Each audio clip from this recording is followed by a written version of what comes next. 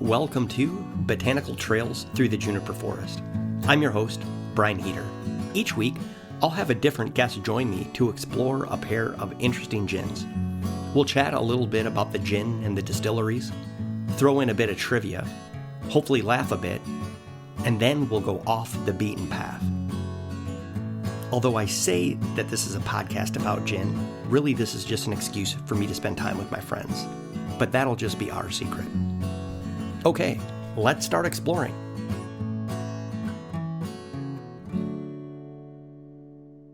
All right, welcome to episode 3 of season 3. My guest today is TJ Scott. TJ, thank you very much for coming on the show today. Yeah, thanks for having me. I appreciate it.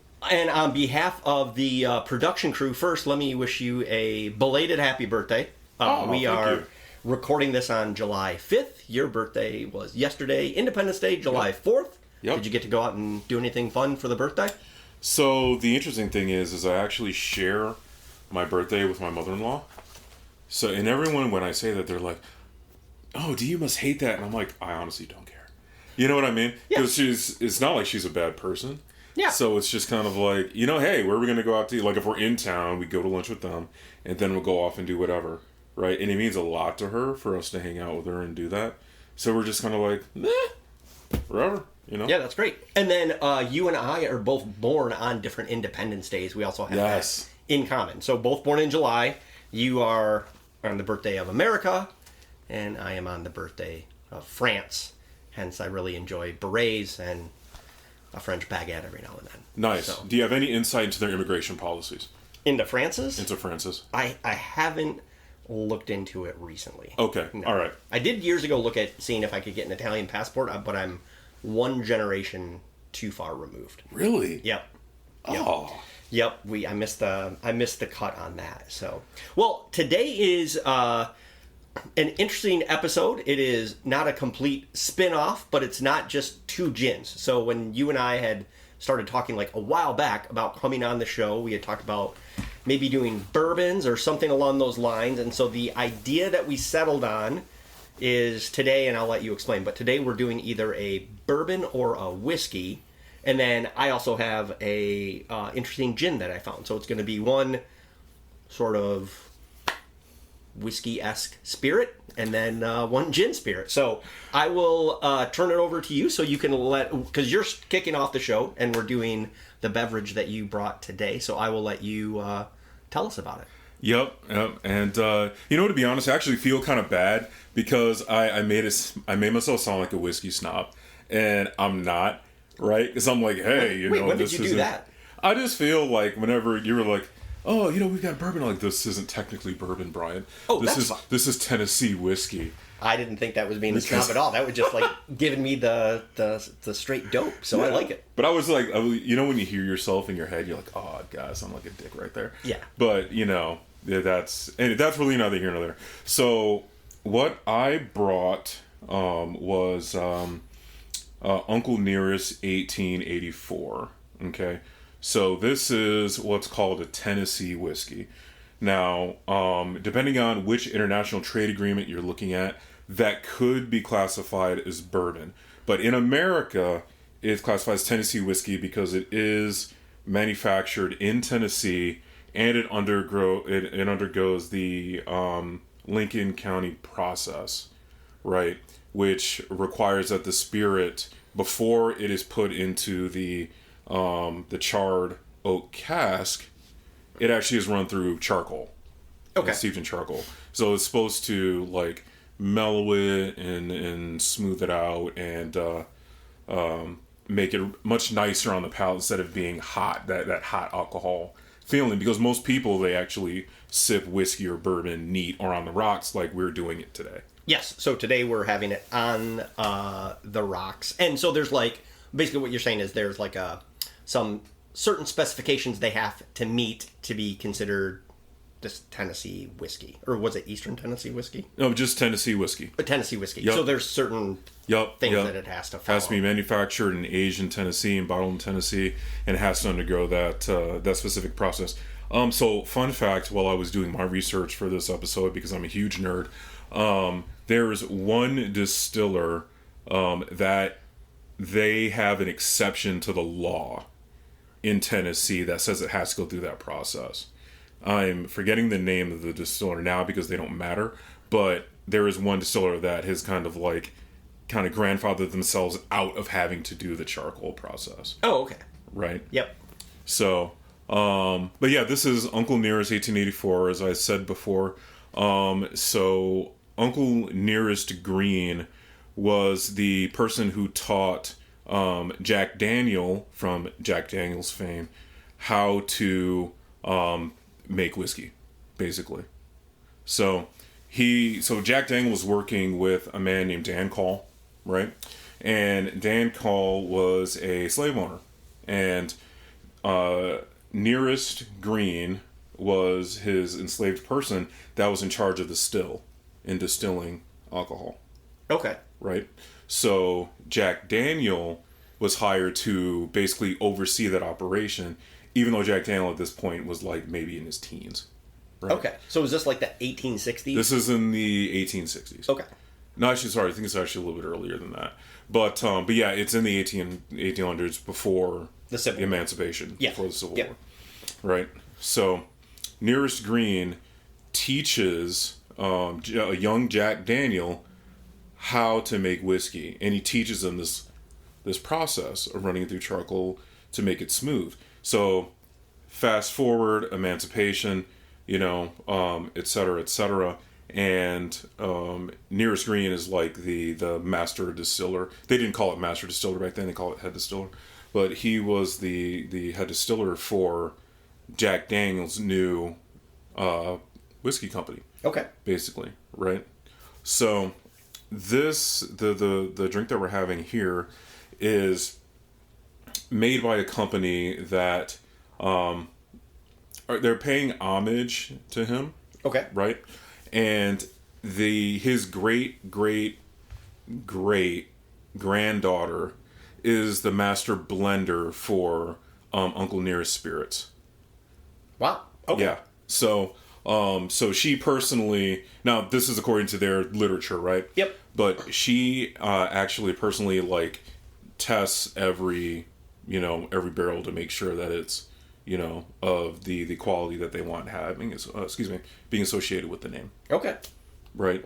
So the bottle itself doesn't have an age statement, and feel free to cut me off at any point because I know I ramble when it comes to whiskey. But it's not an age statement, but everything I found says it's aged for about 7 years in the charred oak cask.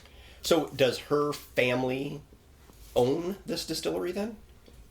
So there is a journalist by the name of I might be forgetting her exact occupation, but Fawn Weaver owns the company. Okay. And basically hired her in. Right. Don't run it. Well, shall we give it a try? Indeed. Now, you've had this before, correct? I have tried it before. I've not had a full. Oh, this is pour before. Sort of this is the first full cheers. pour. All right. Well, let's give this a little taste.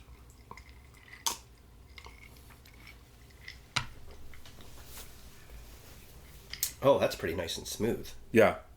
Yep. So that's the charcoal filtering process. Taking a lot of the harshnesses and impurities out of it. If you think of something like what's something that's really harsh, like Stillhaven 5-year, right? Which is kind of paint thinnery, and harsh, right? So this is not that, No, this is good. I mean, it's got. I would say it has that warmth that you get from whiskey or bourbon sometimes, but it doesn't have that burn, if that makes sense. Yeah. So. Yep. And it's not hot, like they say. Right. It's not hot on the palate. No. It doesn't have an overbearing taste of this is super alcoholic, and it's not Navy strength, right? It's thank goodness. Thank goodness, because then we'd be going off the rails here. But it still has enough alcohol content to give it a little warmth, but it's not hot, like they say. So it is definitely a good sipper. It gets a lot of great reviews.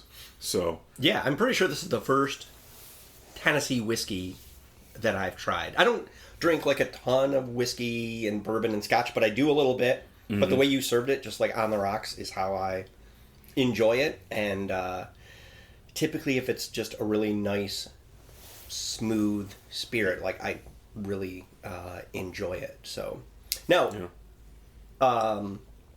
you've been to Tennessee before, right? For vacation? I have been down to to visit some caves or something like that? So, yes, we've been to Tennessee a couple different times. Okay. Right? It's a beautiful state. It's, for the listeners, it's very, very red. But we went down to go to Pigeon Forge and Gatlinburg. This was spring break 2022, I want to say. Okay. We went down there and we stayed in an Airbnb. It was like in the Smokies, like up. So we woke up and we saw the mountains. And it was really nice. And then we would go down into the valley, which is where Pigeon Forge is, and went through the Nitro Circus. That is that one street. Anybody who's been to Pigeon Forge, Gatlinburg will tell you there is one street in and out.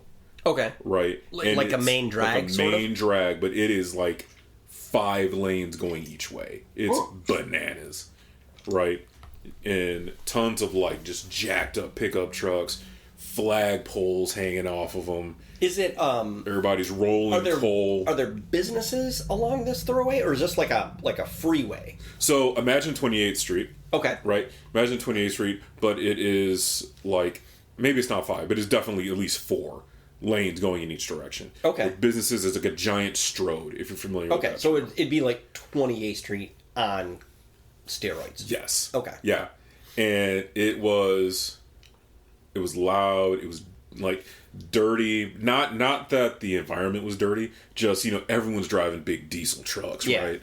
So, it's not like the cleanest air in the world, which is hilarious because you're right by like a giant national park. So you'd think the air would be fine, but no. But good people watching, I will say that. Yeah, I would gather. Yeah. So.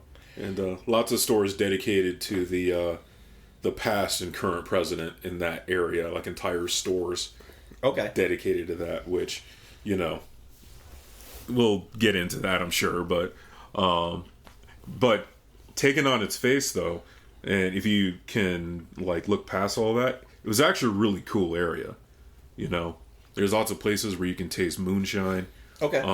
Which we did, and my wife has a great story about how she did a moonshine tasting, and it didn't get weird, but it got like oh, okay, honey, like all right, maybe let's slow down, Yeah, I don't think I've spent any time there. I have some quite a few friends who've been to Nashville before. Like they really enjoy it down there.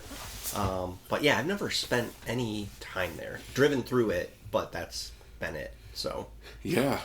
So we went there for the Smokies, and we hiked the Smokies a little bit. But we saw bears in the valley.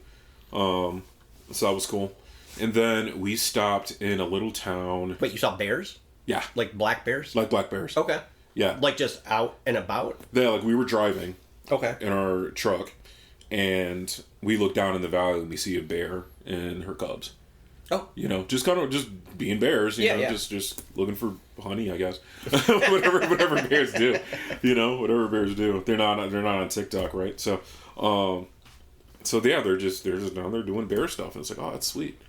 But then we went to, and forgive me, I'm not going to remember the name of this town, but we were driving to Alabama a couple years ago for spring break again, and we were on the western side of the state, and because we were basically going straight down, and we stopped in this town, and it was about the size of like a Granville, I'd say. Okay. You know what I mean? Or maybe like a Kentwood. Like, maybe if you mash the two together, about that big, right? And we were like, this place is hopping to be a little small town. And we were like, what is going on? We asked somebody, what is going on? There are like a lot of people, and a lot of like nice cars, and a lot of like, people doing like tricks on motorcycles and stuff like that. They're like, what is happening? They're like, oh, it's Mule Days. What? Yeah, it's Mule Days. So they have a day where they come out where they celebrate like the mule trade that went through that town. Oh wow. Okay. Yeah. So, and I don't remember the name of the town. I might look it up. But yeah, Mule Days. But that was a nice little town. We had dinner there and had ice cream and like we would go back. And then it's what if a horse and a mule breed? That's how you get a donkey. Is that correct? So if a horse and a donkey breed, I believe that's how you get a mule. Oh, okay. That's how you get a mule. But mules are like sterile, like they can't. I believe so. Procreate. Yes. Okay. They can't procreate. Oh, okay. So it's a horse and a donkey. Yeah. Together. We might have to fact check that one, but maybe it doesn't matter. It doesn't really matter. It is a fun story. It was totally Mule Days, and it was like this place is jumping right now. Like there was like a party. Like, so we went to an ice cream shop. Y'all here for Mule Days? Like, what is even Mule Days, guys? Like, so do they have like a parade with a bunch of mules? I believe they do. We got there in the afternoon, right? Because we were driving. We didn't know what was happening. Like all the restaurants were packed, and the bars were hopping, and yeah, people just milling around, just celebrating all that is mule. That is pretty funny. Yeah. So. Yeah, okay. It's weird. Would you like to do the first round of trivia? Yeah, absolutely. Okay, and we had talked before, and you're going to go first, so I will ask you the question. This is called Making a Scene. So it is a question about cocktails made famous by TV and movies. Okay. Okay, so here is your question. Tom Collins cocktails were the favorite drink of Robert De Niro's character in what movie? And your choices are... Thank God it's multiple choice. A, Meet the Parents. B, Analyze That. C, Casino. Or D, Taxi Driver. So fun fact about me, I don't watch very many movies. This is going to be a complete guess, but I'm going to say Casino. Oh, that would have been a good guess. It is actually A, Meet the Parents. So... I don't think I've ever seen that movie. It was good. Not great. That was like Ben Stiller, it was okay. Right? Yeah, with Ben Stiller, yeah. Okay. Yes. Is that the one where he's like if I had nipples, could you milk me or something like that? I don't remember if it was that one, but like De Niro, he was like a former CIA agent or something. He was like looking into Ben or something crazy. A funny thing, side note, Tom Collins, they're a gin cocktail, so these aren't always gin trivia, but that's funny that is what popped up. So great. Well, real quick before we go to the break, our sales team went out and we have a sponsor, and so I'll just read you the ad copy that they gave me. So this is our our first of our new sponsors. So the new sponsor, it's a new place. It's called Donnie Tacos Taqueria, and it's where all of our tacos are chicken and all of our drinks are full of ice. From what people say, we make the best tacos. Donnie Tacos Taqueria. Don't go near the border. Well, I don't know. We'll see how they do. So, all right, I will go make our gin drink. All right, we are back for segment 2, and we are going to try a gin. But real quick, just to kind of set the scene, one thing that we didn't mention when we were talking about your Tennessee whiskey is that distillery is a black-owned distillery, correct? Yep. Yes, it is. This is the one of the larger black-owned distilleries in the world. I think it's one of the most popular, most successful. Yeah.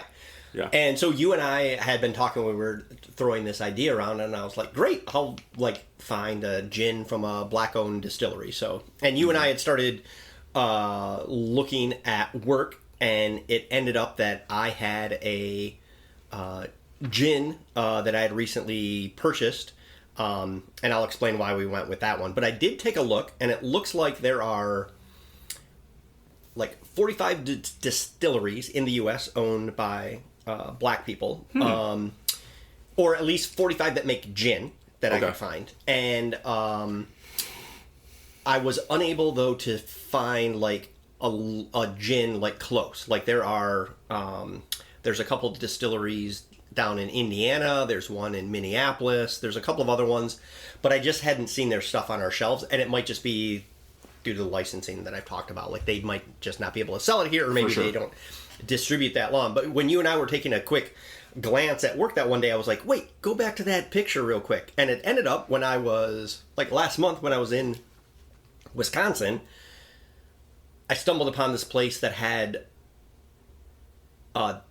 gins for sale, and it was some that I just hadn't seen. And one of these gins was from South Africa. I actually went up to the bar and asked for like a small nip of it, and they gave me a little taste. And so I just randomly purchased it, not knowing, and but it ended up working out for today's episode. So it is Bayab African Classic Dry Gin. So it came out in 2021. It is produced by Midlands Distillery in KwaZulu-Natal, South Africa. So it's sort of right in the heart of Zulu Nation. This is a classic dry gin. It is crafted with botanicals across Africa, from Ghana to Zambia. Their core botanical is the baobab fruit, which creates a sweet and tangy citrus flavor. Other botanicals include, obviously, juniper berries, coriander, rosemary, cinnamon, coarse salt. This is the first time I remember a gin. Salt? Yeah, having a salt. Interesting. Lemon peel and orange peel. And basically, when they came up with this gin, what they wanted to do was create a versatile, high-quality citrus forward gin. So why don't we try the little sipper first? Okay. So give this a try. It does have an interesting flavor on its own. It does. And it's smooth, a little citrusy, but there is something different. I wonder if it is that. The baobab? Yeah, that fruit. Yeah. This did not go through the Lincoln County process. So real quick, that baobab tree is known as the tree of life, and it is found in 32 countries across Africa, and they can live up to 5,000 years. Oh, wow. Yeah, and it's the tree Rafiki calls home in Disney's Lion King. Okay. So, like, if you've seen, like, that, that's, like, what those trees are. So, now, the gin and tonic I made, I didn't find this gin in the Gin Is In. I didn't find it on their website. But it was, yeah. But they don't always have everything in Okay. it. But it was in Ginventory, the gin app. However, they didn't have anything saying the perfect serve. So I had started trying it earlier this week just so I could try to find a good cocktail. And then when I started doing research and I noticed that orange peel was part of it, that's what I used to garnish this. So this is the gin, Mediterranean fever-tree tonic, and then a little bit of orange. So feel free to give that a try. Oh, I like that. Yeah. And that was the... nice I tried it with the lime, I tried it with light tonic, and I tried it on its own. And just with tonic itself, with no garnishment. And this is what I found to be the best serve for me. And so that's what you got. Okay. So... Oh, perfect. Delightful. Now, I'm guessing Midlands Distillery is either owned by or does contract distilling for. It's called Spearhead Spirits. So it's kind of the overall parent company of this gin. And it was founded in 2019 by a couple of buddies who've known each other for 20 years. They went to Leeds University together. Their names are Chris Frederick and Damola Timian. And they were out one night and they asked themselves, well, they're at the bar, and they were like, why is every continent represented in bars around the world apart from Africa? And so they wanted to go out and sort of change that equation. So in addition to their gin, this Spearhead Spirits also makes a vodka, an agave, and a whiskey, all made in Africa with African ingredients. So that is how we ended up trying Bayab African Classic Dry Gin. Nice. Yes. It reminds me of almost like a Tanqueray. Yeah, so it's a... Yep. And it's the same Tanqueray is a style. total London Dry. Yeah. Yep. Yeah.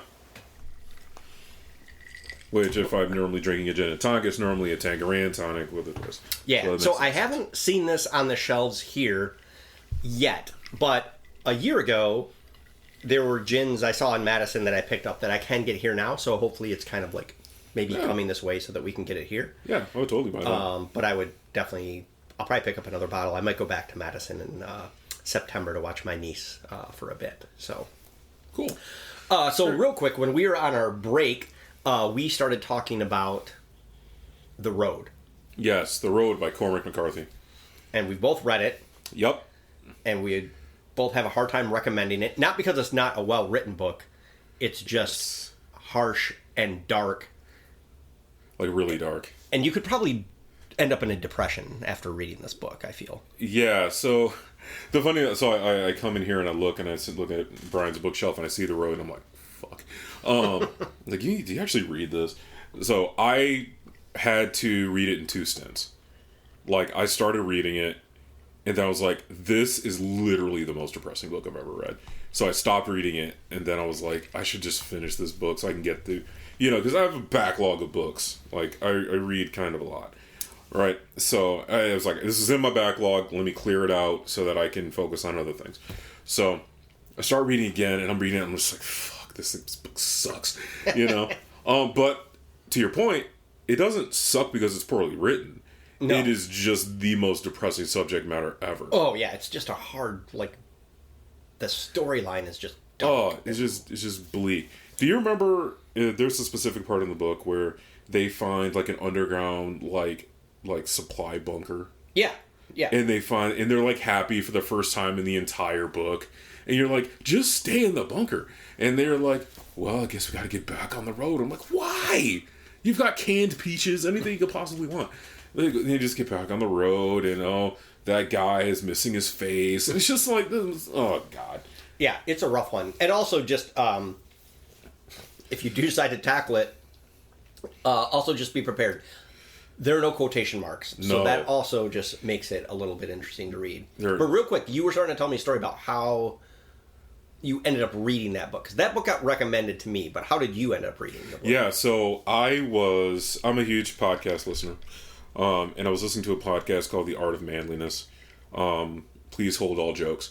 So, so I was listening to the podcast, and this guy was like, I read this book every year. I just reread it, and I'm like, okay, The Road. And I'm like, what is the deal with this book? So I read it, and I'm like, the fuck is wrong with this guy? Why is he reading this? Yeah, why would you? I've read it, and I'm like, I'm good. I would not go back and reread. Absolutely not. Absolutely not. Is he afraid that he's going to be happy? I think so. So he was on some kind of pseudo psychological. Well, it reminds me of how you just have to keep going down the road even though things are hard. I'm like, dude, things are not so hard when you're worried about cannibals, right? Yeah, just live your life. A sports metaphor or something. Right, exactly. You don't need this. You don't need the road. Borderline apocalypse. Yeah, when I finished the book, I threw it across the room. I'm not even joking. I was in bed. I read it. I finished reading it. I looked at my wife and looking finally, and I chucked it across the room. I was finally done with this thing, and I put it on my bookshelf because it's a good thing to have on the bookshelf because anyone who reads, reads enough to where people recommend stuff to them, they get a copy of it, right? So what happened to me was what happened to you. So. But yeah, it's never gonna touch except to maybe move to Goodwill or something when I finally give it away. Yeah, I'll just keep it there, and but yeah, that's it is a rough. Yeah, it is a rough read. It is a really rough, and the quotation marks, lack of quotation marks, really pissed me off. You get used to it, but you're like, this is such a dumb way to write. Just use quotation marks, please. I just struggle with it because you'll start reading a sentence and then you're like, oh, wait, they're talking. Yeah. And also, if it's a back and forth conversation sometimes, you don't actually know who's speaking at the time. It can get tough. One of my favorite authors right now is Sally Rooney. Mm-hmm. She does not believe in quotation marks. I read The Bee Sting, part of that book. They do not believe in quotation marks. I'm honestly beginning to think it might be an Irish thing. It might. So we'll have to do research and see if Cormac McCarthy is part Irish, but they I don't know, man. They don't use it, and it can be tough. But the thing is, her books are so good. Like, I think she does such a good job developing characters. And every book I think she writes gets better than the last one. Sally Rooney, you said? Sally Rooney, yeah. Okay. So she's written Conversations with Friends was her first novel. Mm-hmm. Then Normal People. And then that got turned into... actually, both of them. But Normal People was actually the first one. That got also turned into a series on Hulu. And they actually did an amazing job doing that. Conversations with Friends, they changed some stuff that I think took away a little bit from the book, just personally. So, and then her third book, I'm going to butcher the title. It's Oh Beautiful World, Where Are Thou? Or Oh Beautiful World, Where Are... Something like that. Mm-hmm, mm-hmm. That's good. And then her fourth one just came out. Why am I blanking on it? Intermezzo. It's great. Like, I just... Oh, that book was so good. So, yeah. Anyhow, if you want to read so well done character development and just good stories, I highly recommend all of her books. But yeah, she just does a fantastic job. Yeah, but no quotation marks. See, that's just that does get hard. You're making it extra difficult for somebody to enjoy the book, in my opinion. Like, Molly won't let me loan her those books anymore unless I would go through and actually add the quotation. Oh, 100% agree. Yeah, 100% agree. They should reissue the books. I just don't have the patience to go do that. Just like please. Oh, that would be hilarious. I wonder if I could do that. I could probably make ChatGPT do that. You could probably do that. Like, hey, determine where, these, characters are speaking, and then add quotation marks to the manuscript. Yeah. So, I know you've been, real quick, just to touch on this topic, you've been sort of leading the charge at us for work for starting to use some AI technology. And I read about it just to stay up on current events, and, I like to. So, one thing I've read lately, though, is AI seems to be getting dumber to some extent. Like, they hallucinate, which is they just make stuff up. And it sounds like they're doing that more, not less. Mm-hmm. And that makes me very nervous about where things are going. Like, quality control seems off. Mm-hmm. As opposed to, you would think, we're having fewer and fewer mistakes. Like, this is great. Mm-hmm. Now it's just like, it's about 20% of the time it just might be making stuff up. So, I've thought about this. And here's the analogy I would use. If you walked onto the street and you stopped, say you walked out onto like Fulton, and you see a gentleman there, he's got, a polo shirt on, nice slacks, and you ask him, who's the Heisman Trophy winner in 1997? What are the chances he's going to get that right? Well, let me take that back. Here, probably very high because it was Charles Woodson. But, who was a Heisman Trophy winner in 2001, right? What are the chances he's going to know the answer to that? Right? Probably relatively low because not that many people know. So, the latest AI models are using what they call advanced reasoning, right? So they're going through and they're trying to find more and more sources to pull information in, right? But the tests that they're using to determine whether or not AI is hallucinating, all they're doing is they're asking it questions, right? So they're saying like, hey, what's the, make something up, what's the specs of a GMAC from 2000 whatever, right? And it goes, oh, the thing was this, this, and this. It's literally just pulling from sources that it can find. And if the source is wrong, then the output's going to be wrong, right? So what you do to counteract that is you tell it what you want it to be, right?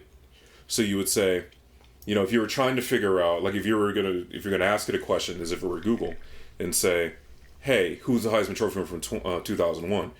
What you would do is you would give it a role. You would say, hey, pretend you're super into college football, right? And you have knowledge of all the Heisman Trophy winners. Who was the Heisman Trophy winner from 2001? It would more often than not get it right, right? Right.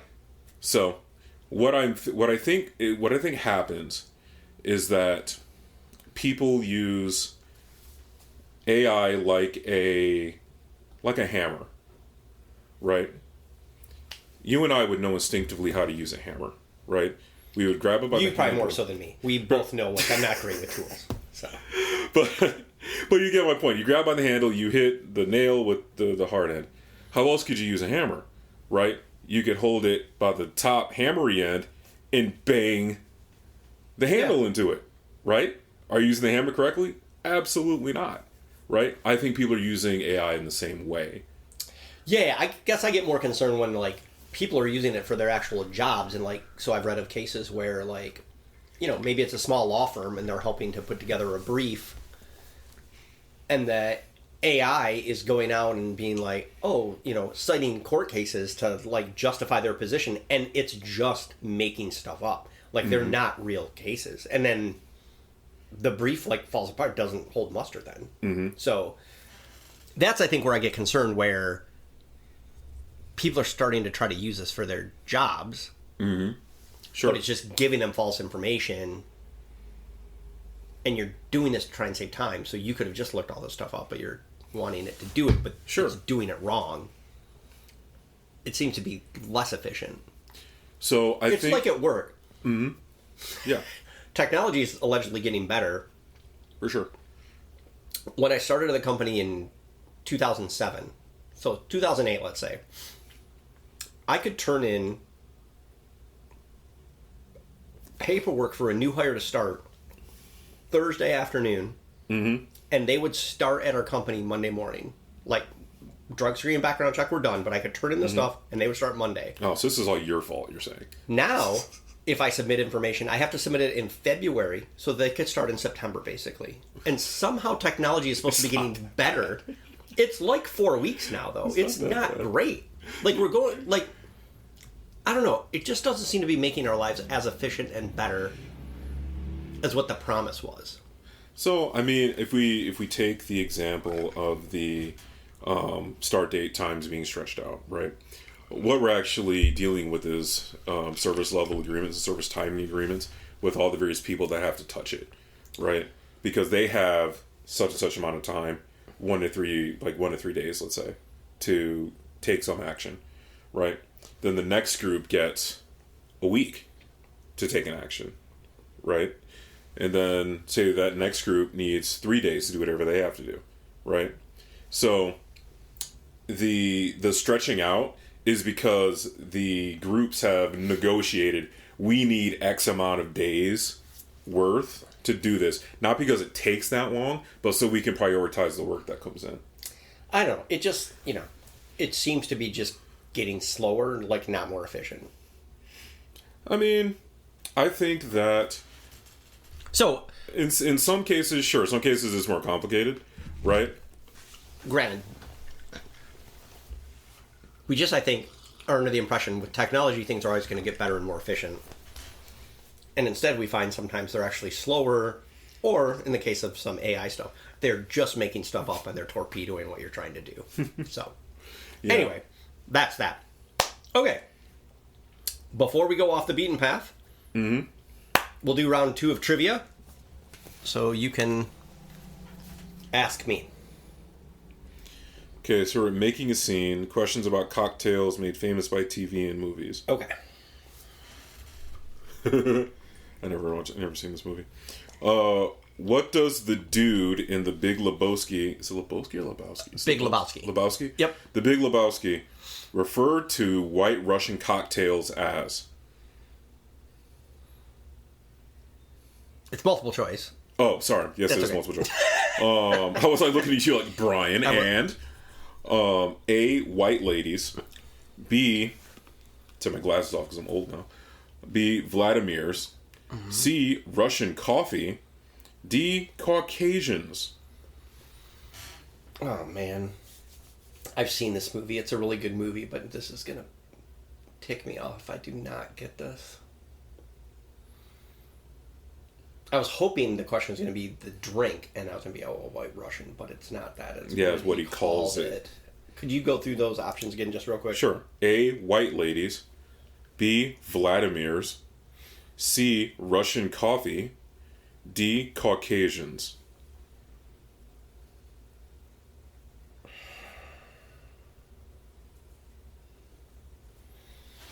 We'll go with B. Vladimir's. No.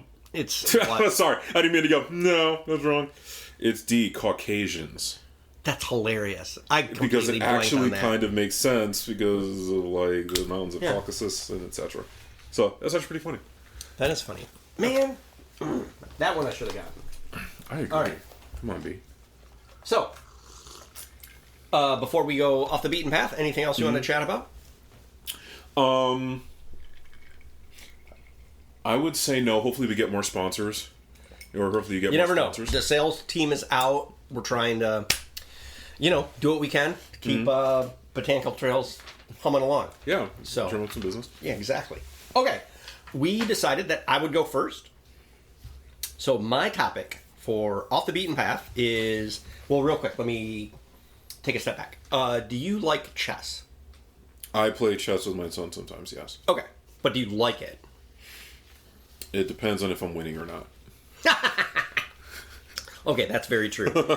I could for sure say over the past, let's see, when did I start the sabbatical? 22. So over the past 3 years, nothing has been a bigger time suck for me than chess.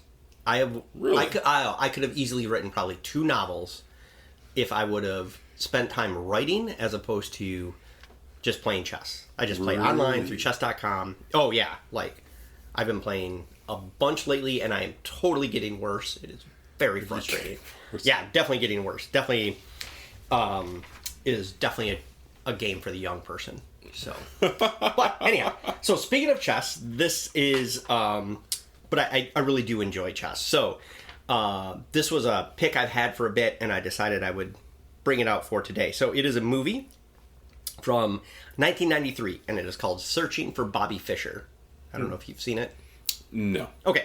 It is based on a true story. So, it is about this young man, Josh Waitzkin, and he was 7 years old, or maybe he was 6, actually, 6 or 7, and he became fascinated with watching chess players in New York City's Washington Park.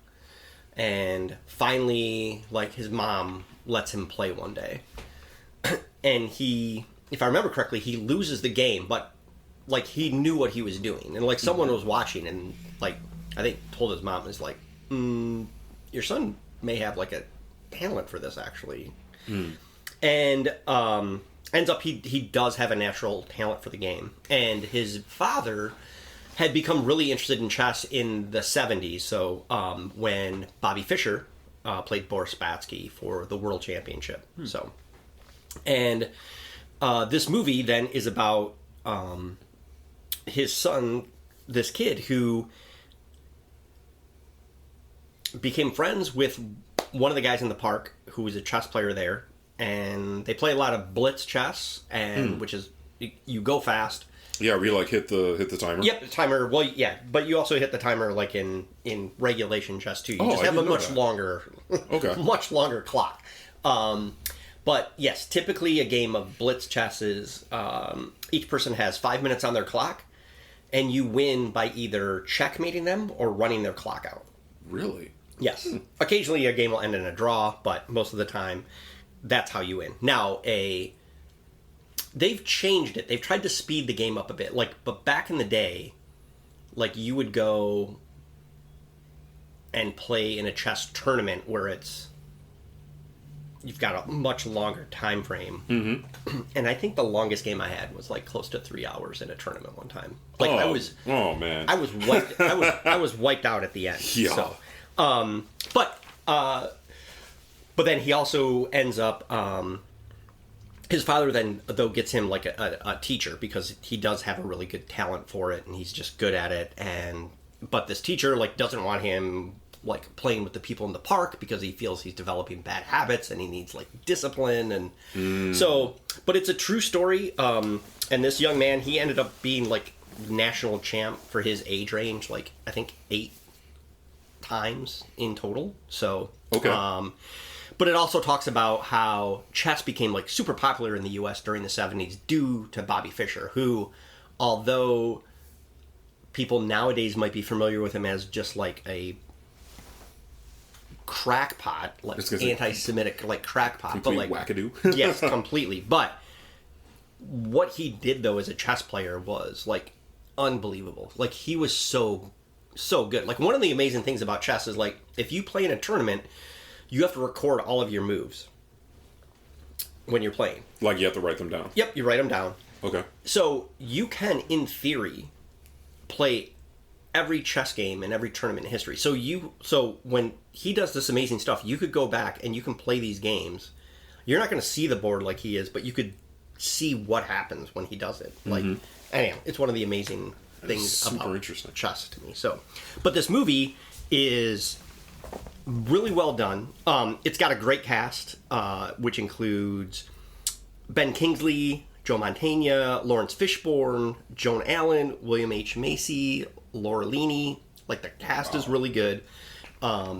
It's a endearing story to some extent, and I just really enjoy it. It's not available for streaming free anywhere, but for like $4, I think you can rent it on Amazon Prime. So again, it's Searching for Bobby Fischer, and that's my recommendation for this episode for Off the Beaten Path. Nice. Yeah. As a side note, it's pretty interesting that you can't just find it for free somewhere, considering how old it is. Yeah. Like it's almost public domain old. It's insane, yeah. I think it was on Netflix for a bit, but then, like, I don't know how those contracts work. But then capitalism happened, and they were just like, you know what? Or someone just doesn't, like, pick it up. I'm not really sure. Yeah. So, but, yes. So, no, all right. Super. So that is my entry. So, okay. Your turn. So, for Off the Beaten Path, and the funny thing is you and I had a quick conversation about, is it off the beaten path or on the beaten path? And you were like, why would it be on the beaten path? I'm like, that's a great question, Brian. So off the beaten path. So for anyone who knows me or has followed me, know that I write, right? And I write kind of a lot. So I have a project that I've been working on the Substack platform called Your Pal TJ. It's yourpaltj.substack.com for anybody who wants to go check it out. So, I have written blogs before. I started writing blogs in the probably late 2000s actually, when it started to get really, really big. I started off with a tech blog, right, called the Tech Counselor. That went pretty well. And then I started writing a blog about being in car sales, because I was in car sales at the time. It was called Compression Ignition. That one didn't do so well, but it's fine. Would it be considered a lemon, or? Right. No, I was completely recalled. Yeah. So, and then I've had other like writing projects over the years for career stuff and for fatherhood and etc. So it's something that I've always kind of had this want to do, right? My father is an author, a published author. He wrote a book about the Tuskegee Airmen. So writing has been in my blood forever. I was, in fact, my first memories of Michigan State were helping him research the book in their library. Right, so I was stepping up like the main library. The main library. Yeah, nice. I was on their campus, and I was like 9, in their library. So, but back to the project. So, Your Pal TJ is the best way to describe it is it's kind of a spin off of what I do on LinkedIn, right? Okay. So on LinkedIn, I post a lot about career based content. Hey, how we help people find jobs. It's okay if you're looking for a job, like that kind of content, right? Very utilitarian, very like, hey, how can I help you with my, at this point, 14 years of knowledge, helping people get hired, right? And helping people find jobs. So the Your Pal TJ project is about everything else going on in my life, right? It is about some of it is about careers, right? Because that is kind of what I do. But I have this series called Open Letters, So it's an open letter to some type of concept or person or whatnot. I wrote one about Juneteenth. It's an open letter to my enslavers. I just wrote one about I called it a non-interaction that I had with a guy driving an Aston Martin at a gas station, right? And it was everything in the letter is what was going on in my head as I watched this guy pump gas into his Aston Martin. So unfortunately, I guess what that kind of means is if you see me out somewhere, there's a good chance that our interaction or non-interaction might be fodder for the next, open letter thing. But it's really just a hobby, for me. It's a way to be creative and put something out in the world, just like you have with your podcast, right?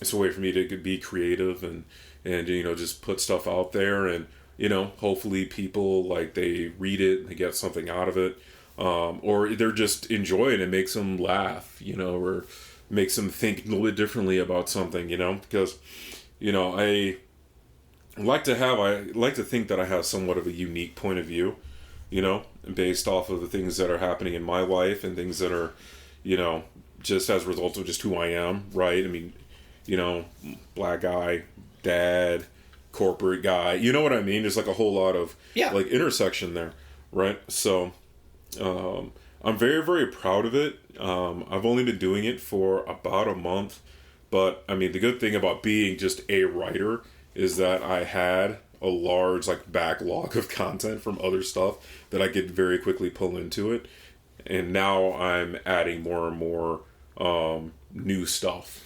So how often do you publish on it? So I publish at least twice a week. Usually once will be a poem, and then another will be either an open letter or an essay or something like that. Okay. So some are the open letters and some are essays. Yep, some are open letters, some are essays, some was poetry. Do you find the open letters are maybe newer, relevant, newer stuff, and then are the essays things that you've done in the past that you're tweaking a bit and doing, or is it just a combination? So it's a combination. I mean, the open letters are all fresh. They're all things that I'm writing right then. The essays, at this point, I've run out most of the essays that I had written in the past, right? So anything going on there now would be new. And if not, I'd probably say that, hey, this is something I wrote way back when. Or it would be obvious to have a really old reference or something like that. Oh man, isn't Obama great? Something like that. But, like I said, I'm proud of it. I really enjoy it. I'm working on getting a more consistent, posting schedule. That's part of the creative process, right? You're trying to figure out, what works, what doesn't. I've got a few subscribers at this point. A few people read my stuff on there every time I publish, and it does come to people's emails, kind of like a newsletter format. Oh, right. When you publish something new, it shoots an email out then? Yeah. Is that how that works? Yep. Okay. Yep. Shoots an email out to all the subscribers, and they get to read it, and you can also go to the yourpaltj.substack.com, and that will have all of the posts right there. And then is it subscription based? Do people pay to be able to get this content, or how does that work? So at this point, people can pay, right? But it is not mandatory. I'd much rather people just share it. Right? Gotcha. If you enjoy it, just tell somebody else about it.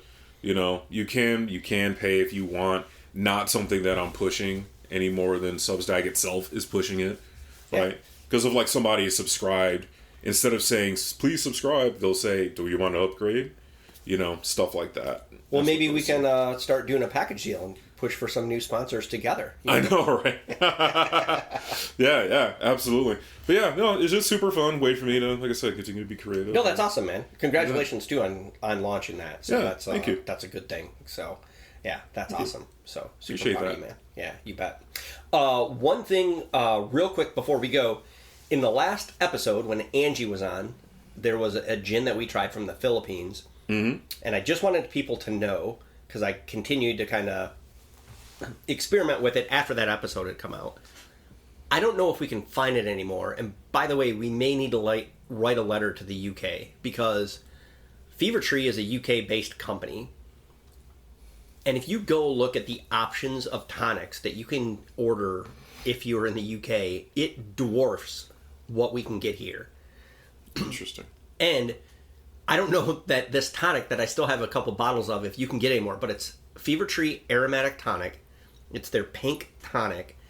And if you can get your hands on that with that Arc gin from the Philippines, it complements it really well. And I would recommend that as a way to make a gin and tonic if you would like. So just wanted to mention that as I was enjoying a couple of those a few weeks ago. I was like, oh, I got to remember to tell the 4 listeners about that. So, all right. Well, listen, man, I really appreciate you coming on, and thanks for that super tasty whiskey. And we will see everyone next time. Thanks for joining us. Feel free to subscribe to us on whichever platform you listen to your podcasts. Also, I want to take a quick minute to thank Darin VanderMolen for all of his help behind the scenes. Without him, this podcast probably wouldn't even exist, and his help is greatly appreciated. Hope you have a great week, and we will look forward to seeing you the next time we go down the botanical trails.